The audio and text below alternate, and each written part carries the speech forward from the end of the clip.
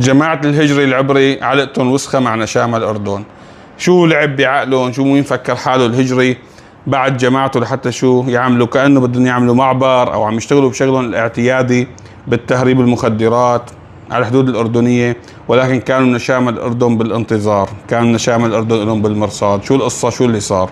صلوا على النبي يا شباب، اعطونا متابعة للحساب، اعجاب بالفيديو ومشاركته. اشتباكات بين الجيش الأردني ومسلحين تابعين للهجري حاولوا قطع الحدود السورية باتجاه الأردن، وتعامل معهم الجيش الأردني بقوة الاشتباك المسلح، فقتل منهم 2 وأصاب 4 آخرين وأسر مسلح وفر بقية المجموعة. رجعوا على مكانهم على أوكارهم بمدينة السويداء. الله يحررها يا رب، يخلصها من هالعصابة ومن رجس هالعصابة العميلة يلي هلأ شوية وقت بإذن الله بتلاقوها حطت سلاحها وانهزمت.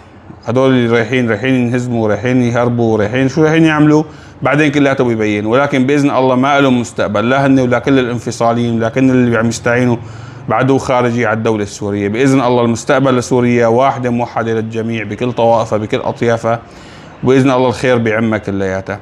برأيك حيرجع الهجري العبري وكلابه يعيدوا المحاولة مرة ثانية ويفوتوا على الأردن، ولا خلاص وما حتى مطالبة بمعبر مع الأردن ما عاد يسترجوا يطالبوا؟ اكتب لي رأيك بالتعليقات.